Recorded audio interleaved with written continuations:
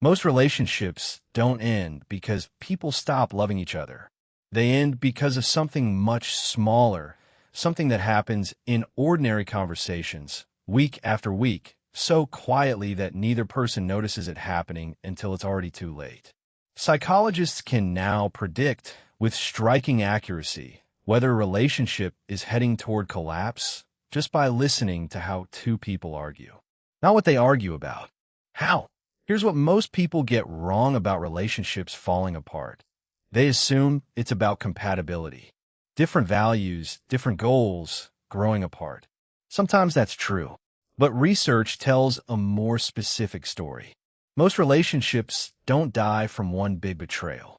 They die from an accumulation of small, repeated moments that feel minor in isolation, but completely rewire how two people see each other over time.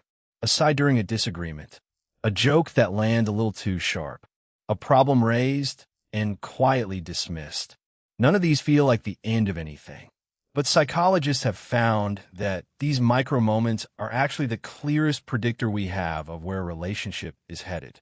This research comes from psychologist John Gottman, who spent decades observing couples in conversation and found he could predict with remarkable accuracy which relationships would eventually end, sometimes years in advance. He identified 4 specific behaviors that showed up again and again in failing relationships. He called them the Four Horsemen.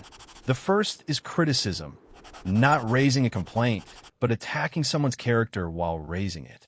The difference between I felt hurt when you forgot and you never think about anyone but yourself isn't small. One addresses a moment. The other attacks a person. The second is contempt, sarcasm, eye-rolling mockery. Gottman found this was the single strongest predictor of a relationship's end, because contempt communicates something far more damaging than anger. It communicates disrespect. It says, I see you as beneath me. The third is defensiveness, responding to a concern by immediately protecting yourself instead of hearing the other person.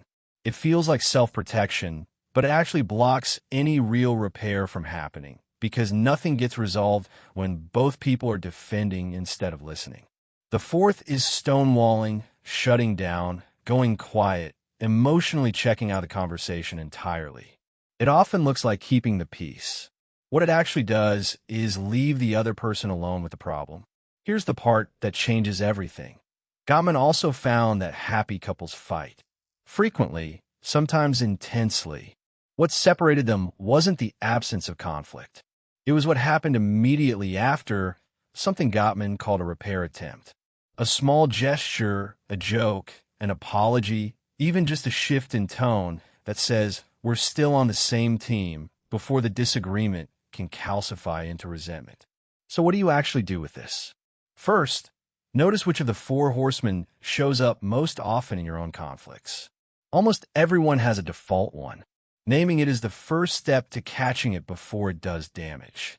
Second, practice turning criticism into a specific complaint.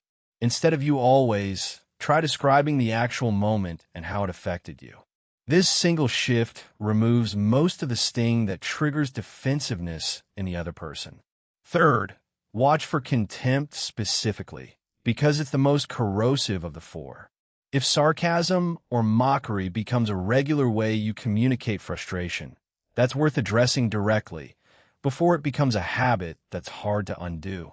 Fourth, and maybe most important, build repair attempts into how you handle conflict. A hand on the shoulder, a moment of humor, a simple, I don't want to fight about this, I want to figure it out with you. Repair doesn't erase the disagreement. It just keeps the disagreement from turning into distance. Relationships don't usually collapse in one dramatic moment. They erode quietly in the space between arguments and whether two people know how to come back to each other afterward. The couples who last aren't the ones who never fight. They're the ones who never forget, even in the middle of a disagreement, that they're still on the same side. If you want to understand the hidden psychology behind confidence, respect, and human connection, subscribe to Mind Decoded. Because every week, we decode the human mind.